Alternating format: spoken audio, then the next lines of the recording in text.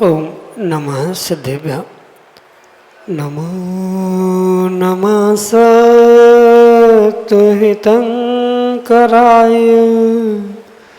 वीराय भव्याम्बुजभास्कराय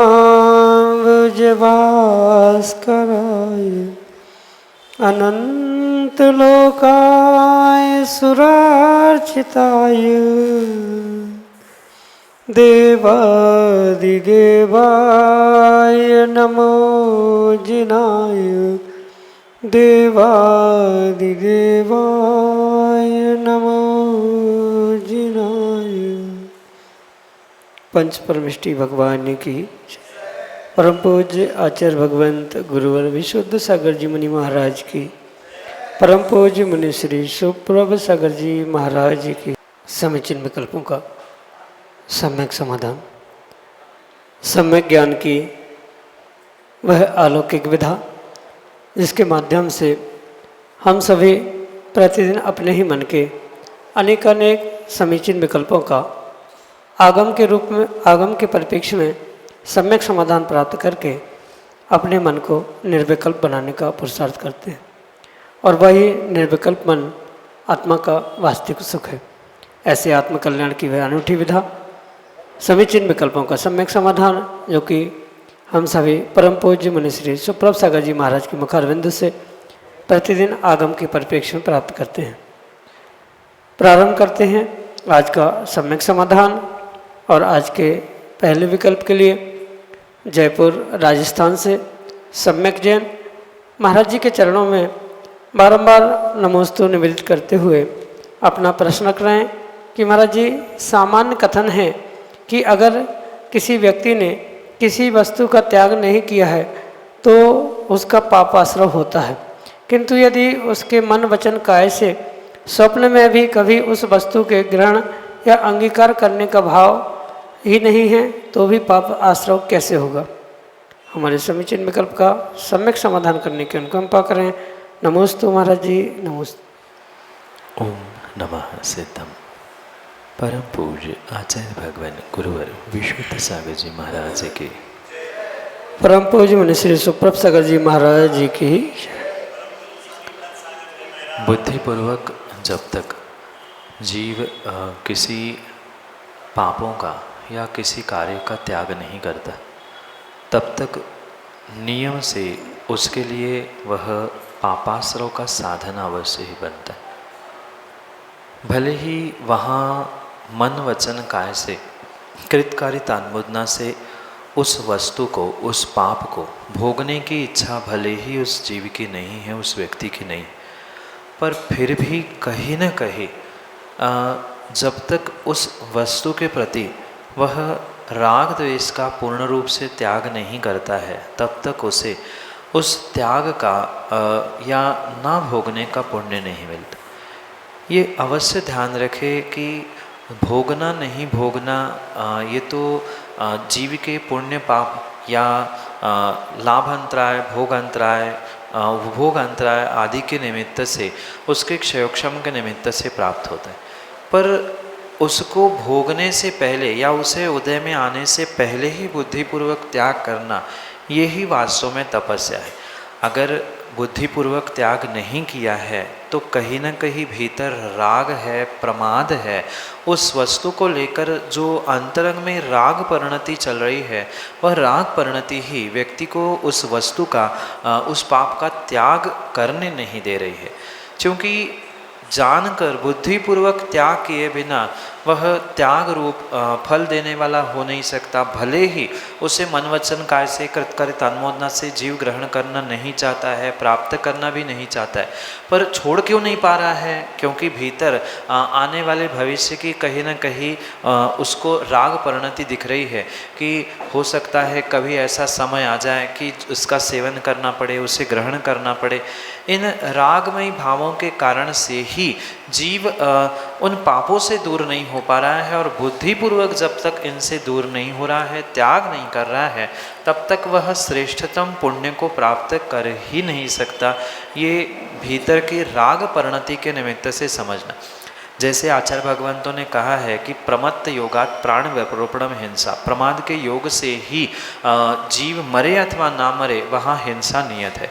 ऐसे ही जो छोड़ने के लिए छोड़ने योग्य वस्तु है, परित्याग करने योग्य वस्तु है, पाप है, उनको छोड़ नहीं पा रहा है, अभक्ष का त्याग नहीं कर पा रहा है, किसी का भी त्याग नहीं कर पा रहा है, पर फिर भी उसे सेवन भी नहीं कर पा रहा है, तो ऐसी स्थिति में उसका अभी प्रमाद चल रहा है, त्याग ना करे।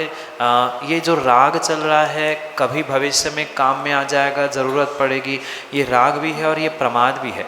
इस राग और प्रमाद के कारण से वह पापों को प्राप्त होगा, कर्म आश्रयों को प्राप्त होगा। ये प्रमत्त योगात प्राण व्यपरोपणा जो सूत्र है, ये मात्र हिंसा में ही नहीं अपितु सर्वत्र सभी पापों में लगाने की आवश्यकता है। और जहाँ राग है, राग परिणति है, वहाँ वह प्रमाद है।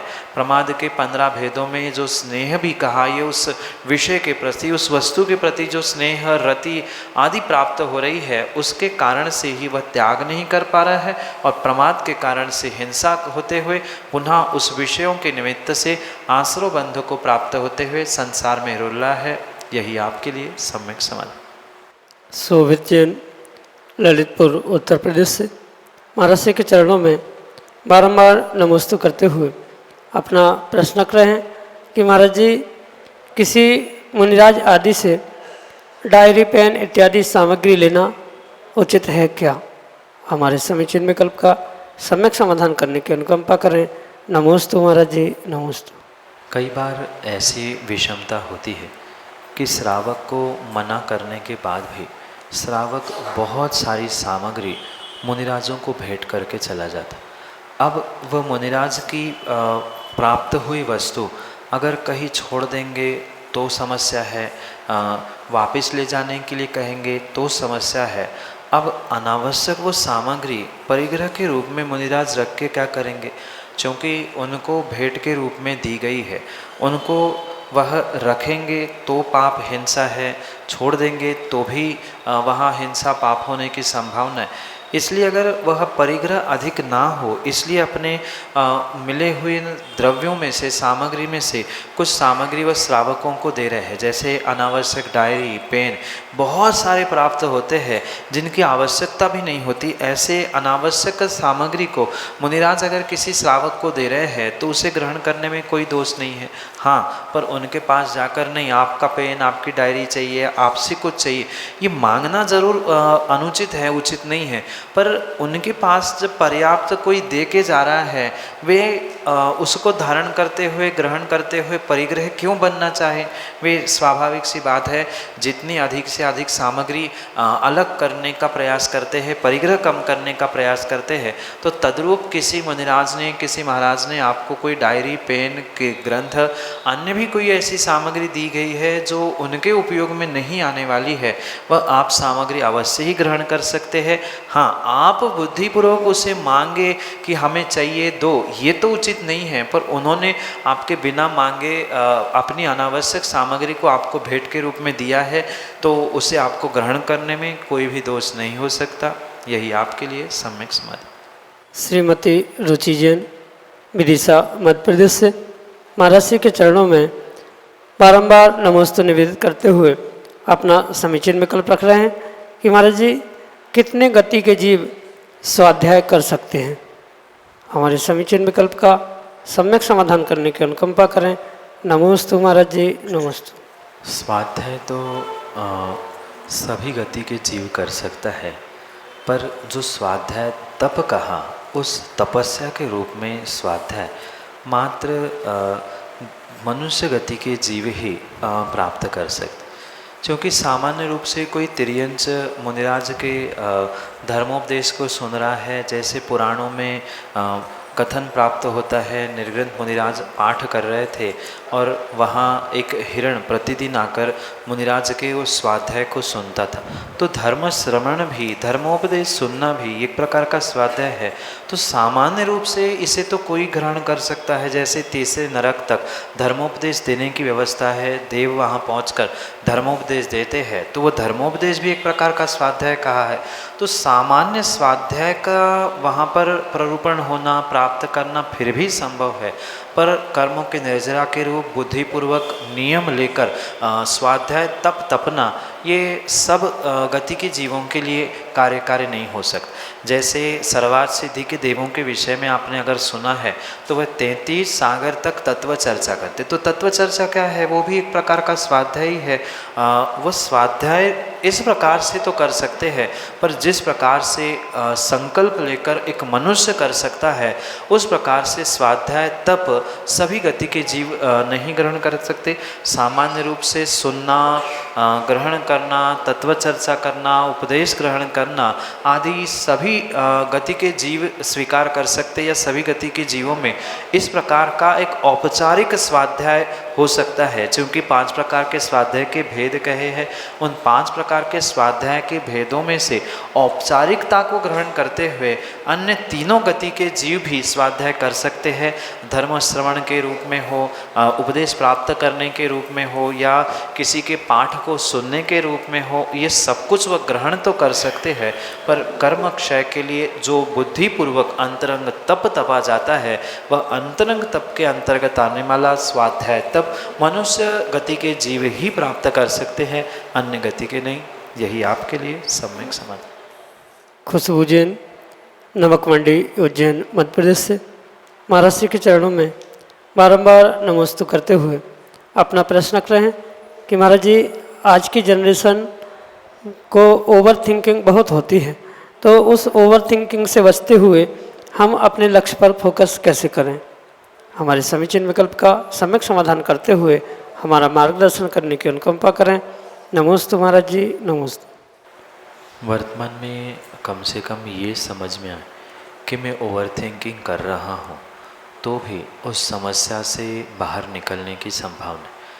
पर बहुत सारे युवा वर्ग के व्यक्ति या युवा वर्ग इस बात को समझना ही नहीं चाहता कि वह ओवर थिंकिंग कर रहा है, क्योंकि उसे ये पता ही नहीं है कि एक विषय के प्रति कितने समय तक क्या और किस प्रकार से सोचना चाहिए, उसका फल क्या मिलने वाला है। ये ना जानने के कारण पुनः पुनः वह एक ही विषय पर लगातार सोचते सोचते सोचते क्या होगा, कैसे होगा, होगा कि नहीं आदि बहुत सारे विषयों को सोचते हुए वह ओवर थिंकिंग जैसी समस्या को प्राप्त होता है। और उसका मुख्य कारण मात्र बाहर की ही घटनाक्रम या बाहर के ही कार्य नहीं है, अपितु व्यक्तिगत रूप से दिमाग को, बुद्धि को और मन को व्यक्ति कुछ अच्छा विषय नहीं देना चाहता। अगर मन को युवा वर्ग ने अच्छा कुछ विषय दिया तो वह उस ओवर थिंकिंग की जगह किसी अच्छे विषय पर चिंतन करेगा। मन का काम तो चिंतन करना है, विचार करना है, और उस विचार करने वाले मन को अगर शुभ विचार, अच्छे विचार, सही डायरेक्शन में थिंकिंग नहीं दी जा रही है तो स्वाभाविक है उसका काम मन तो करता ही रहेगा, और पुनः पुनः ओवर थिंकिंग करते करते वह कब टेंशन, डिप्रेशन में पहुंचकर अपने पर्याय का अंत कर ले, ये कोई भरोसा नहीं है। इसलिए उस ओवर थिंकिंग से होने वाले जितने भी ड्रॉबैक्स है या उससे होने वाले जितने डीमेरिट्स है, नुकसान है, उनको भी समझना होगा। कितना समय सोचने में ही अनावश्यक रूप से जा रहा है, सोचने का रिजल्ट क्या मिल रहा है, ये भी सोचना समझना होगा। और मुख्य कारण इससे बचने के लिए एक ही उपाय है कि जो आपका लक्ष्य है उसको आपको मात्र इसलिए फोकस करने की आवश्यकता है कि मैं किस प्रकार से उस तक पहुंचूं, पर क्यों पहुंचूं, कब पहुंचूं, कैसे पहुंचूं, ये सोचने से पहुंचने वाले नहीं हैं। थिंकिंग से, विचार करने से कार्य की सिद्धि होने वाली नहीं है। ये ओवर थिंकिंग करने वालों को बहुत अच्छे से और बहुत बार सोचने की आवश्यकता है, तो ही वह ओवर थिंकिंग से बच सकता है। पहली बात तो उन्हें समझना होगा कि मैं ओवर थिंकिंग कर रहा हूँ, किस कारण से कर रहा हूँ, और फिर उससे होने वाले नुकसान को भी समझना होगा। और साथ में मन के लिए, चिंतन के लिए कुछ नया नया विषय देने की आवश्यकता है।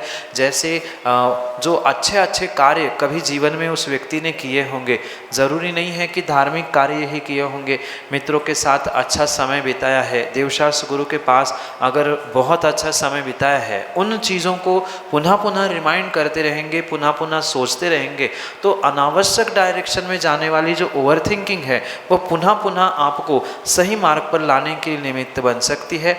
ऐसा प्रयास करते हुए अपने लक्ष्य को फोकस करने का प्रयास करें, यही आपके लिए सम्यक समाधान।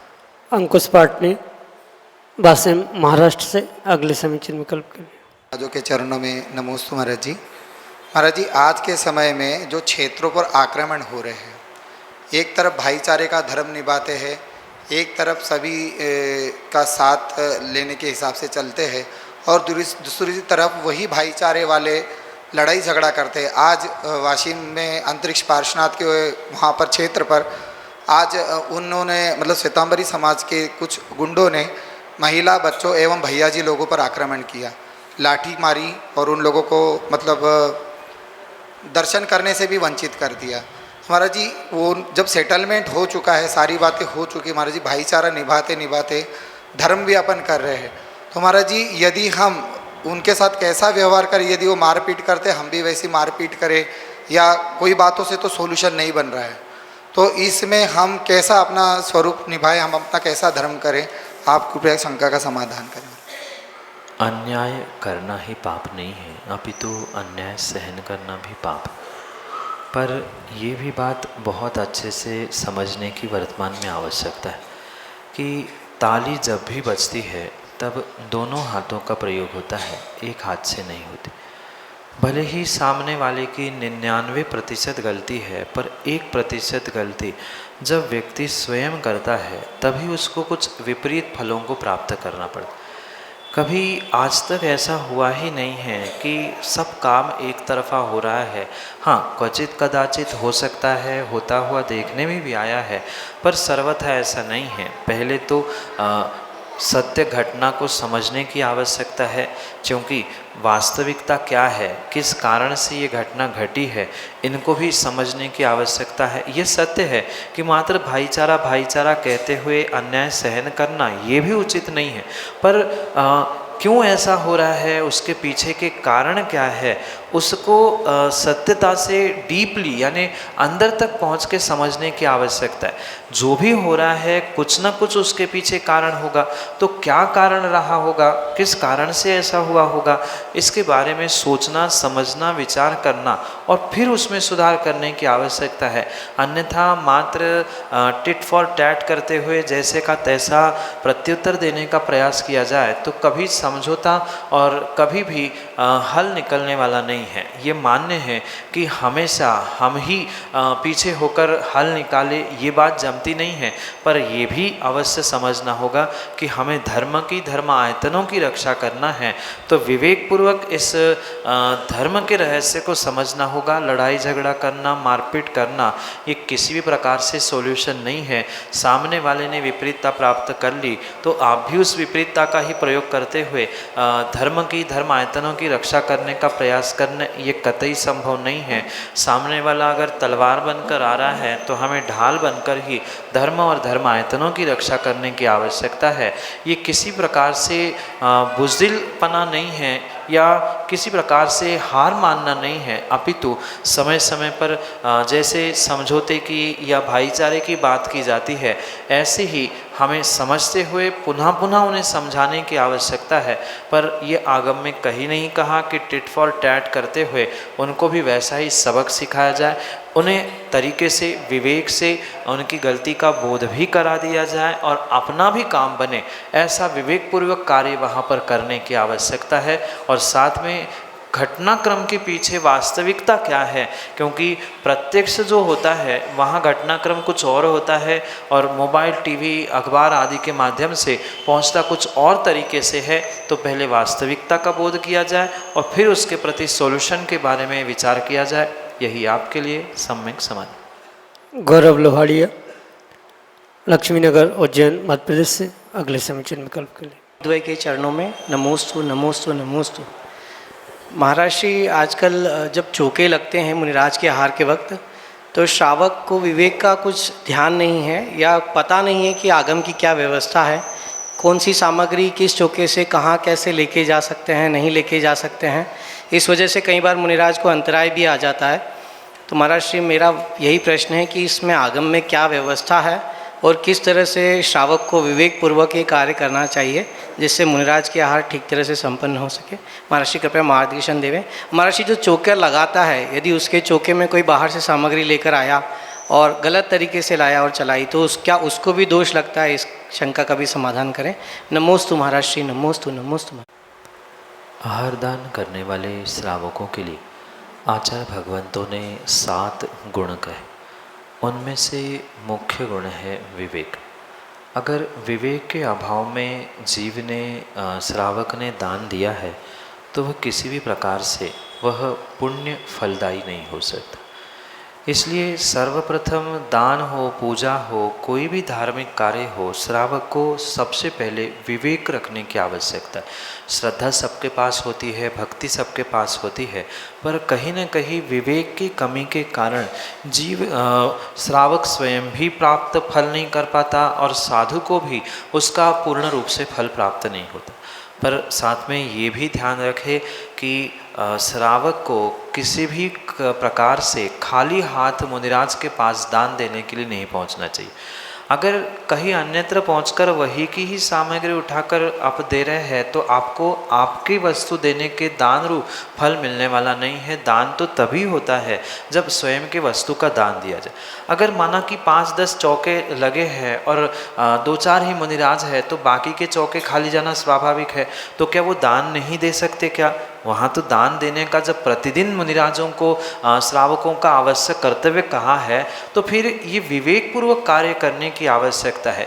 क्योंकि मर्यादित साधु होते हैं और श्रावकों के दान देने वाले श्रावकों की संख्या अधिक होती, तो ऐसे समय में चौके में से जो सूखी सामग्री होती है जिसे चलित होने का दोष नहीं लगता है, ऐसी सामग्री एक स्थान से दूसरे स्थान तक ले जाने में कोई दोष नहीं है। जैसे जिन सामग्रियों में पानी नहीं डलता है या जिसे कच्ची सामग्री कहते हैं, ऐसी कच्ची सामग्री, पानी डली हुई सामग्री एक स्थान से दूसरे स्थान ले जाना उचित नहीं मानी जाती। पर इसके अलावा जो पक्की सामग्री कही जाती है, ऐसी सामग्री का एक स्थान से दूसरे स्थान में ले जाने के लिए वो भी विवेक पूर्वक ले जाने में कोई भी दोष नहीं होता।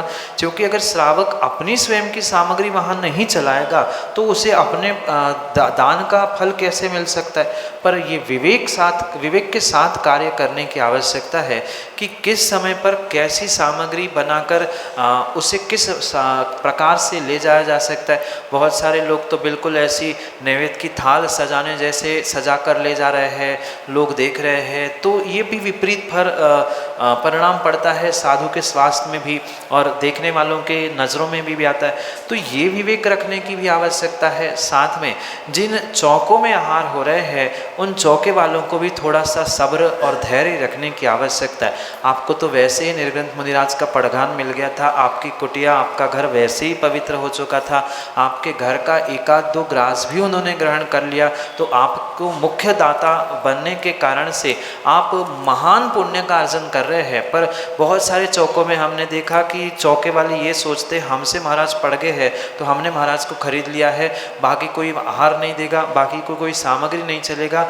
ये ध्यान रखें कि सामने वाला जब देने आया है तो कुछ ना कुछ भावना लेके आया हो, तो उसके भी भाव व्यवस्थित रहे, हमारे भी भाव ना बिगड़े। क्योंकि मन शुद्धि, वचन शुद्धि, काय शुद्धि में मन ही शुद्ध नहीं है तो आहार जल शुद्ध होने से काम नहीं होते।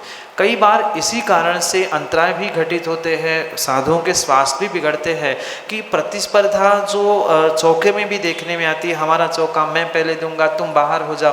तो इन व्यवस्थाओं के कारण से ही बहुत सारी विषमताएं होती है। सब्र और धैर्य उन चौके वालों को इसलिए रखना होगा कि आपको तो वैसे निर्ग्रंथों का पड़घान मिल चुका था, आपका दान तो वैसे ही प्रयोग में आने वाला था, बेचारा बाहर से आया व्यक्ति 1 ग्रास दे, पर वो भी विवेक पूर्वक दे, ऐसा भी नहीं। क्योंकि ऐसा भी कई बार देखने में आता है, चौके वाले खड़े रह गए, बाहर से आए, उन्हें उठक पटक कर दी, इधर का उधर कर लिया, ये दिया, अपना दिया और चले गए।